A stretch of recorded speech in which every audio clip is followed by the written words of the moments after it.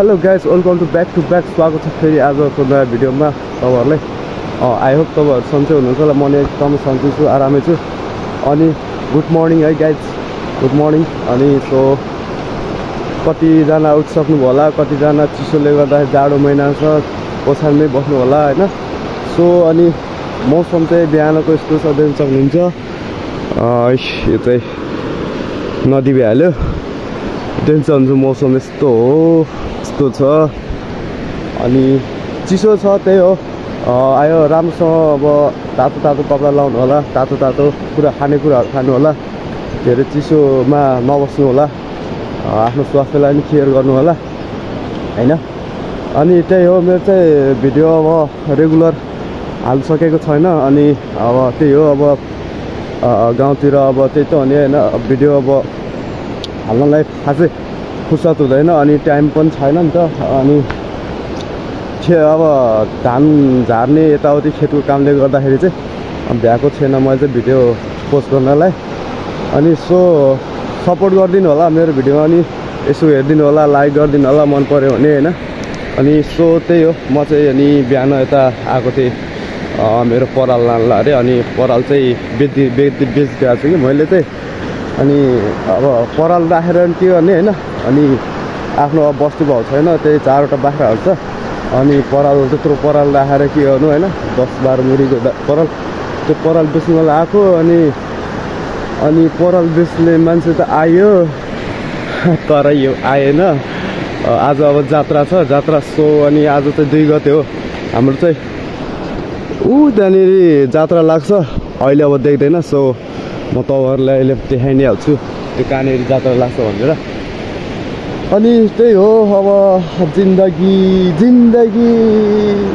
कस्तो छ त जिन्दगी तपाईँहरूको। मेरो त जिन्दगी अब यस्तै छ है, कसरी भन्नु मेरो जिन्दगी यस्तो छ भनेर तपाईँहरूलाई हैन। सो हामी चाहिँ पहिला चाहिँ यहाँ चाहिँ माछा दरो मारिन्थ्यो है। अब माछा मार्ने टाइम पनि आयो, किनकि अब मान्छेहरूको फुर्सद भयो नि त। म पनि माछा मार्ने छु, अलिअलि माछा त मारेर खानुपर्ने हो, माछा नखाएको पनि धेरै भयो होइन। अनि त्यही हो, अब के भन्नु गाइजहरू, भिडियोमा अब खासै बोल्न आउँदैन मलाई चाहिँ, बिस्तारै बोल्ने प्र्याक्टिस गर्दै हो। अनि त्यही हो, कहाँदेखि हेर्नु भएको छ मेरो भिडियोहरू। सो यस्तोले हो माछा मार्ने चाहिँ हामीले, यस्तोले हो। यो चाहिँ थोत्रो भइसक्यो, यो काम लाग्दैन होइन। यो चाहिँ यतिकै राखेर रहेछ, यतिकै राखेर रहेछ, यसलाई म निकालिदिन्छु है त। सो यो निकाल्न अलिक नसकिँदो रहेछ, अल्झिरहेको रहेछ, यो काम नलागेर त्यतिकै फ्यालिदिरहेको हो यो। अनि सो अब कहाँ जाने त गाइज हामी। अब म चाहिँ अब के भयो घरतिर जानेछु अब गाइज। त्यही हो, सबजना राम्रोसँग बस्नु होला, आरामले बस्नु होला। जाडो छ, न्यानो कपडाहरू लाउनु होला, तातो खानु होला, त्यही हो। अनि भिडियो के कस्तो लाग्छ भन्नु होला है। अहिलेलाई चाहिँ बाई बाई। ल गाइज, म चाहिँ खेततिर आइसकेको छु होइन। अघि उता पुलमा थिएँ, अहिले खेतमा आइसकेको छु। अब पुलमा यहीँ नजिक आएपछि यसो खेत हेरेर पनि गइदिउँ त भनेर आएको होइन। यो देख्नु चाहन्छ मैले हिजो यो डडेल लगाइदिएको। अब चाहिँ हामीले धान उठाइसकेको छ कि यो खेतको चाहिँ मेरो चाहिँ। यहाँ चाहिँ अब जोत्नु पर्ने हुन्छ गहुँ, किनकि गहुँ सरी नि जान्छ, गहुँ छहरू चाहिँ यसलाई चाहिँ जोत्नुपर्छ होइन। यता पनि हो, यिनीहरू सबै हो मेरो, यो कान्ले कुल्ले। अनि सो अनि हिजो पनि उता पारीको धान चारेको हो मेरो, त्यही पराल चाहिँ। अनि अहिले बेच्न आएको हो क्या म।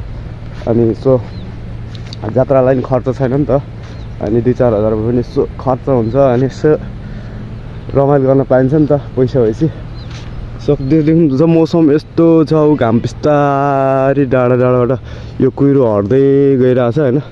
सो हाम्रो चाहिँ अनि एकदम यहाँ अलि घाम चाहिँ ढिलो लाग्छ क्या। अनि उसो कुहिरो धेरै क्या, कुहिरो धेरै आउने तपाईँको। अनि जाडो पनि धेरै जाडो हुने क्या, बेसीमा त्यस्तै हो। सो अब यहाँको भिडियो चाहिँ लेस्ट यहीँ हो। नेक्स्ट म घर पुगेछु, सो तपाईँहरूलाई देखाइहाल्छु नि। सो गाइस, म चाहिँ यहाँ आइसकेँ। अनि पराल बेचेको पैसा पनि थापिसकेँ। यहाँ कतिवटा छ, यहाँनिर कतिवटा छ देख्नुहुन्छ, 4000 4000 पैसा मैले चाहिँ पराल बेचिसकेँ। अब यो पैसा गएर बुढीलाई दिनुपर्छ। आज बुढीको व्रत छ अनि बुढी फलफुल सलफुल किन्न जान्छ। धेरै दिनपछि देखियो 1000 को नोट। त्यही हो हामीसँग गाउँमा अब पैसा हतपति त्यति हुँदैन।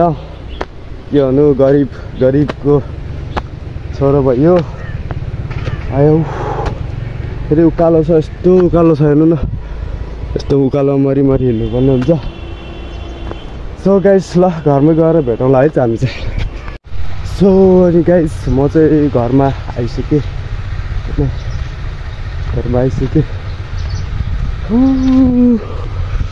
त्यो हो मेरो घर चाहिँ। आउट CW काउ औ मेरो काम छैन भाउजू। टिकटक लाइभ नै। हेलो म चाहिँ घर आइसकेँ। के ल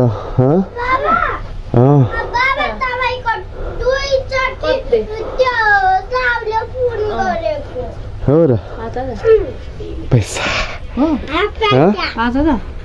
4000 किन बाँच्यो 4000 बाँच्यो 9000 ए 4000 हो।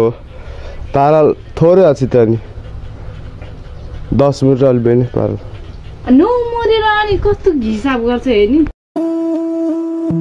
साँझको घाम जस्तै ओझेल पर्यो प्रेम, तर जलिरहेको छ भित्रै त्यो नेम।